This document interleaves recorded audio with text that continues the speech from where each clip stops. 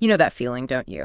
When you look at figures like Carl Jung, Sigmund Freud, Leonardo da Vinci, Einstein, Shakespeare, Mandela, it's kind of hard not to feel a little, well, unremarkable sometimes. Yeah. Their lives just seem so incredibly purposeful, Right. so impactful. And you start wondering, how could my own story ever really stack up against theirs? Mm-hmm. But here's the really interesting twist from Carl Jung. He taught that true meaning doesn't actually come from, external achievements or fame. Okay. Instead, it comes from the depth of your own self-awareness.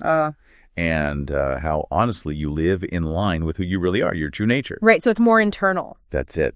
In Jung's groundbreaking work in analytical psychology, people often call it Jungian psychology, he talked about the psyche, this huge inner world. Okay. Includes our conscious ego, the part that says I am, Mm-hmm. but also this vast, influential, unconscious part. And hidden deep in there is what Jung called the shadow. A shadow. Okay, that sounds a bit ominous. Well, yeah, it represents the darker, maybe less desirable parts of our personality, the stuff we often deny or just ignore. But what's really revolutionary is Jung's idea that this hidden shadow is precisely where we discover our unique personal purpose. So meaning isn't some universal thing, it's personal. Exactly. It's a personal journey, shaped by your own dive into your own depth. Now, while purpose is personal, Jung did also talk about deeper, universal patterns, archetypes, he called them, in the collective unconscious that kind of guide our individual journey. So it's like our unique path is still part of a bigger human story. Okay, let's unpack this a bit. Our mission for this deep dive today is to really get into Jung's idea. We're going to break down a step-by-step approach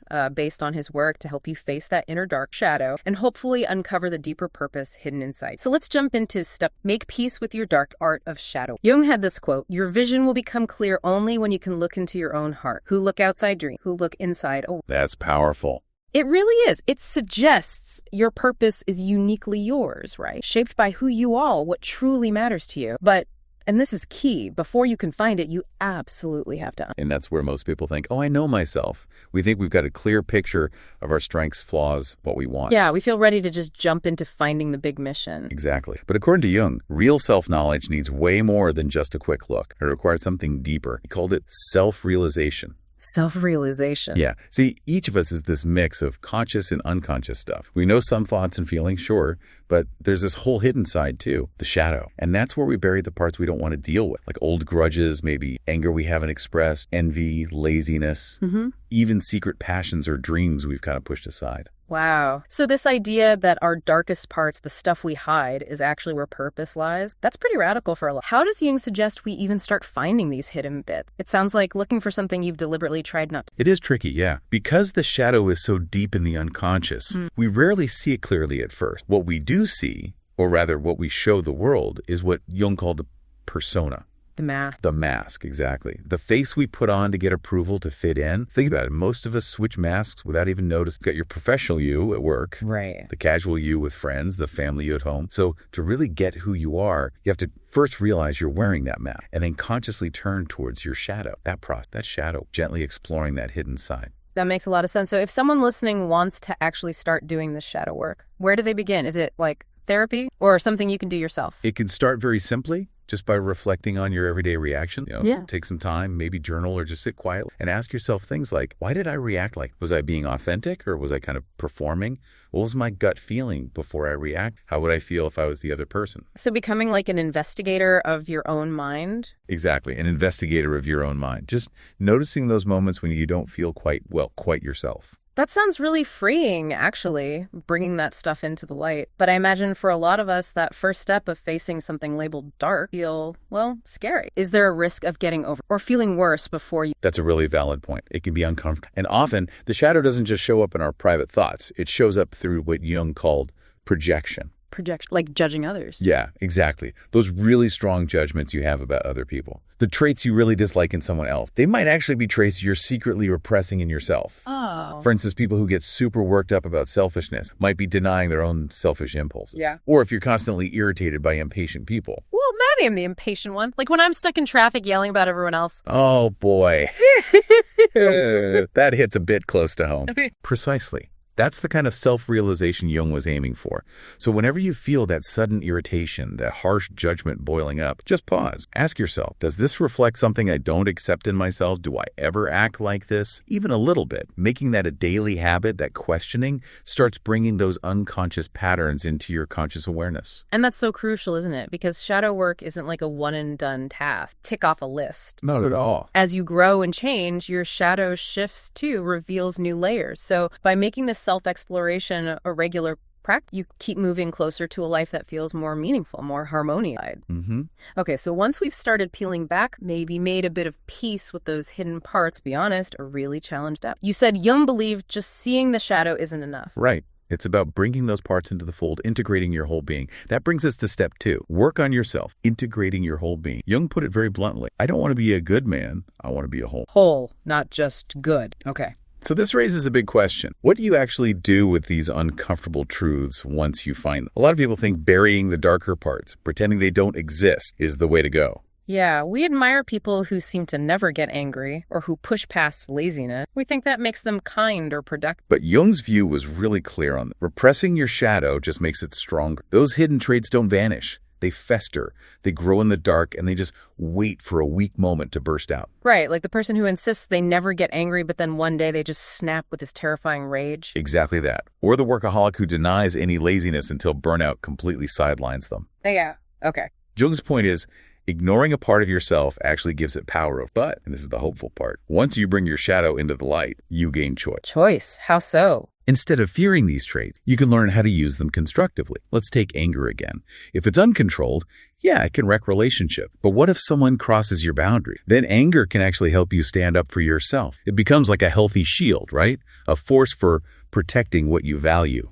That's a really powerful way to reframe. So we're not trying to get rid of these parts, but to understand, manage. Exactly. Stop labeling them good or bad. See them more like tools you need to understand and use wisely. Think about envy. Maybe it can push you to work harder for something you want. Laziness. Maybe it's reminding you that you desperately need rest. Even impatience could drive you to take timely action if you learn to listen to it correctly. So integrating the shadow means making room for everything, not just the parts. Everything, not just the shiny parts you like to show off. It's about stopping that internal fight. Your shadow isn't there to punish you. Jung believed it's there to guide you toward wholeness. And what's the ultimate payoff for someone listening who does this work? Well, when you accept and learn to use your hidden qualities, you stop fighting yourself. That is real self-improvement. That's true self-discovery. Once your shadow is acknowledged, integrated, you start to feel more whole, more balanced, more genuinely you. And when you finally know who you really are, flaws and all, it becomes so much clearer what you actually want and need from life. And it's ongoing, right? Oh, absolutely. Yeah. This self-work never really stops. Yeah. There's always more to learn, more to refine,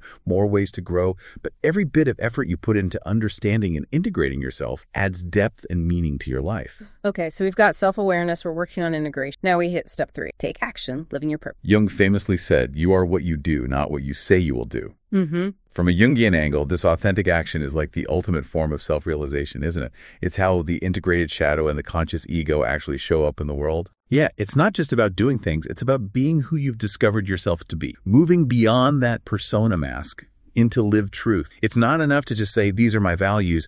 You show who you are by your choices, by what you do day in, day out. So no drifting allowed. Pretty much. It means you shouldn't just float through life reacting to stuff. Instead of just waiting for life to happen to you, you got to take the first step. Don't just hope people notice you. Go connect. Don't just wish for a better job. Plan for it. Pursue it. Don't wait for meaning to show up. Create it through your action. But that's hard. The truth is, most of us spend a lot of time reacting. Even people who've done deep shadow work, maybe they stop there, thinking, okay, I've reflected, I'm good. That's a common trap. Reflection alone won't bring your goals to life. So for someone listening, how do they break free from that passive waiting? What kind of questions can really push them into action, not just more thinking? The answer is pretty simple. But challenge yourself. Keep asking the tough question. What do I truly believe? What values are actually guiding my choices? Do my daily habits even reflect these? What do I want to achieve this year, next year, 5 years from now? How do I want to contribute?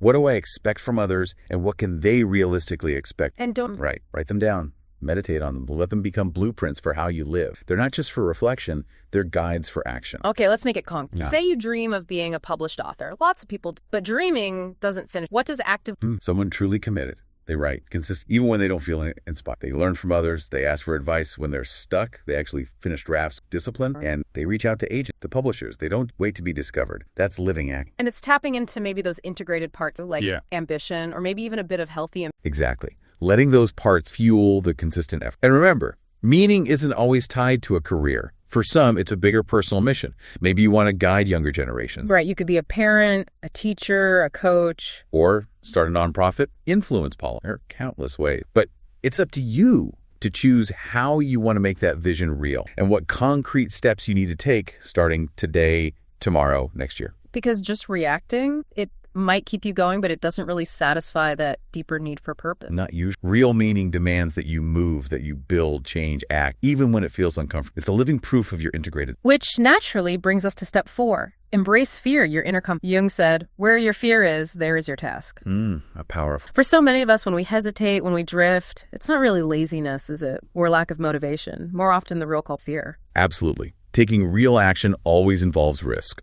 Always. If you want to write that book, you have to risk being disappointed by your own first draft. You have to risk rejection letters, maybe dozens of them. Nothing's guaranteed. Nothing. No step you take is guaranteed to work out exactly as you hope. And that uncertainty, well, it takes courage. But courage doesn't mean you suddenly stop feeling afraid. Right? Not at all. In Jung's view, fear isn't something to run from or push away. Yeah. Because if you do that, it just retreats into your unconscious and still ends up shaping your life from the shadows anyway. So you have to face it. Understand it. Yes. When you feel yourself hesitating to act, pause, ask. Yeah. Okay, what exactly am I afraid of here? What's the worst that could realistically happen? How likely are those things? And this is important. If something does go wrong, how could I handle it? It sounds like looking at your fears can actually be a form of preparation. But how do you stop that from becoming just endless worry, like analysis paralysis? That's the crucial line to walk. You focus on what's realistically possible, not some wild, catastrophic disaster scenario. Okay. So if you want to publish your book, prepare for rejection letters, but also prepare for finding the right publisher. There's no point spiraling into fears about someone stealing your idea or critics destroying you. Those are often just distractions. By naming and planning for the real challenges, you take away some of fear's power. And once you've prepared as much as you realistically can, there's only one thing left. Act anyway. That's true courage. Stepping forward even when fear is right there with you, whispering doubt. No one who ever achieved anything truly meaningful did it by running away from what scared them. In fact, Jung suggests the thing you fear most often points right to your next meaningful step. Exactly. Fear isn't just an obstacle, it's a follow it, find your task. Which leads us, to step 5. Accept the bad, the contrast for purpose. Jung had this really profound thought. Even a happy life cannot be without a measure of dark, and the word happy would lose its meaning if it were not balanced by sad. So easy to forget that, isn't it? In a world that seems obsessed with constant positivity. Totally. But Jung teaches that chasing constant happiness isn't just unrealistic, it's unnatural. So why does the darkness matter? Why accept the bad? Because darkness, pain, failure, they're just part of life's natural cycle. Without them, growth is basically impossible. Like a tree needing storms. Exactly like a tree. It needs sunshine, sure, but it also needs storms to grow strong roots. People are the same. It's usually the rough seasons that teach us patience, humility, real depth. So instead of fearing setbacks, maybe try to remind yourself that every hardship adds new layers to who you are. Each time life tests you, you build resilience, you gain wisdom, you get a deeper sense of what truly matters. These moments become part of your unique story, the one only you can live. So you get to know yourself, you work on integrating everything, risks, face fear, you act. Does that guarantee a perfect life? Absolutely not. Perfection doesn't exist, not even for the Jungs or Einsteins of the world. In fact, often the most impactful people are the ones who face the absolute toughest challenges and just refuse to be beaten by them. So accepting hardship is essential. It seems so, because meaning itself relies on contrast. Happiness doesn't mean much if you've never known sadness. Victory feels hollow if losing wasn't even possible. Light only exists because there's darkness to contrast it. So when setbacks hit, when pain comes, don't just sink. Try not to. Reframe it if you can. Remind yourself, any future joy will feel even brighter because you've known this difficult moment. Hard times don't erase your purpose. They actually deepen it. Failures, mistakes, they are incredibly powerful teachers. How so? Well, every time something goes wrong, pay attention to how you react. What do you learn about yourself in that moment? Maybe you find some hidden patience you didn't know you had. Maybe you realize you need to be more realistic next time. Or maybe you uncover this core of resilience that surprises even you. Okay, let's picture it. Your book gets rejected, or you leave a safe job for a dream, stumble. Yeah, it hurt a lot. Of course it does. But you learned something. You grew. And here's the key Jungian insight. Meaning doesn't come just from achieving the goal itself. Where does it come from? It comes from the courage it took to even try, from the lessons you learned along the way, from the honesty with which you faced yourself, your shadow, your fears. Your life doesn't suddenly become meaningful only if you get the book deal or become famous. It's meaningful because you chose to act, to risk. Yes, to discover who you really are in the process, even if you never hit some specific external milestone. You become the kind of person who tried. And that authenticity, that willingness to engage with life fully, that's priceless. It adds continuous meaning. Your unique mix of joy, struggle, effort, and courage, that's what makes your life uniquely yours and totally worth living. So let's just quickly recap this whole journey we've walked through. 5 interconnected steps, all inspired by Carl Jung. First, making peace with your darkness through shadow work. Knowing yourself. Second, integrating your whole being, embracing all parts of yourself, not just Becoming whole. Third, taking action, actually living out your purpose, not just thinking about it. Doing, not just saying. Fourth, embracing fear, seeing it not just as an obstacle, but as an inner compass pointing towards your task. We're facing it. And finally, step 5, accepting the bad, understanding that darkness and struggle are the necessary contrast that leading to the light. The balance. Yeah. It's a continuous path, really. It really is. So maybe a final thought to leave everyone with. If meaning isn't found in reaching some destination, but really discovered in the journey itself, the journey of self-discovery through struggle and courage, then what bold action, something you've perhaps feared before, might be waiting for you to simply begin today? Knowing that the very act of trying, of engaging, that's what creates